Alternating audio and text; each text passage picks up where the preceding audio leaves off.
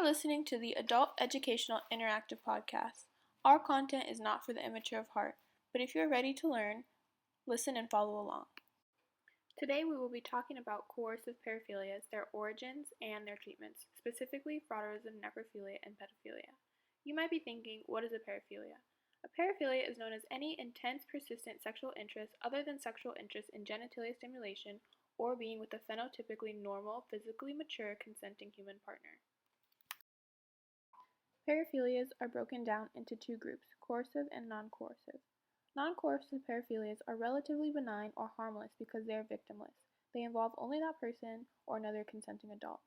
While coercive paraphilias are a non-consensual sexual activity that is a concern to society because they harm another individual. Like I said, today we'll be specifically looking at fraudurism, necrophilia, and pedophilia, so let's take a look at them. Fraudurism is a paraphilic interest in rubbing, usually one's pelvic area or erect penis, on a non-consenting person for a sexual pleasure. A person can be diagnosed if they have experienced symptoms for 6 months and have a significant personal or social distress. People often do this without anyone ever noticing by frequenting concerts, sports games, or crowded buses and subways by taking advantage of the crowd to bump in and rub on unsuspecting people.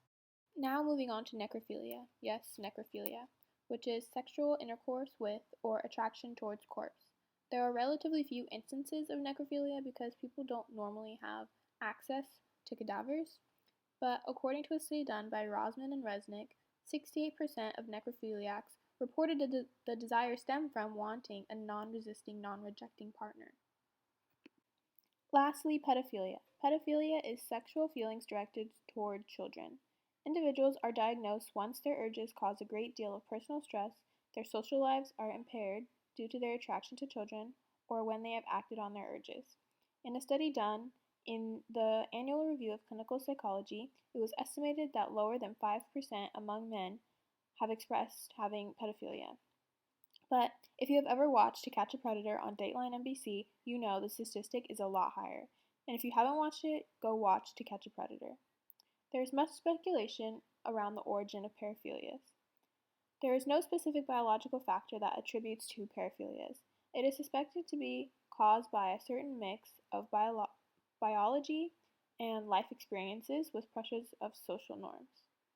Paraphilias are often reinforced by a process called conditioning, when you do something once and it brings you pleasure so you do it again, or through the process of imitation.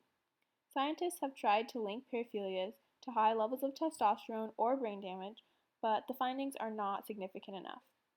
There has been significant links, though, to those with paraphilias and those who have had grown up in dysfunctional environments, and those who have had traumatic experiences in their childhood. It is very important for those with paraphilias to go seek treatment. Many people go untreated due to embarrassment or not wanting to talk about their problems, which puts them at a high risk of giving into their urges, which can lead them to jail time or being registered as a sex offender. There are many treatment options, one being therapy. Options under therapy are psychodynamic therapy, aversive therapy, cognitive behavior programs, relapse prevention, focusing on enhancing socialization, and having access to sexuality and relationship education. There are even medication options. Anti-androgens are one option, a testosterone blocker, which can help mitigate sexual urges, various SSRIs, which are antidepressants, and hormonal injections, which again help with lowering testosterone. So anyone out there struggling with the coercive paraphilia that may get someone else or even yourself hurt, please seek help. Well, that's all for this week, folks. Thank you so much for listening, and if you'd like to fact check us, here you go. This is where we got all of our information. Tune in next week where we will be interviewing Emily Nagowski, a sex educator at the University of Nevada, about her recent TED Talks on the keys to a great sex life.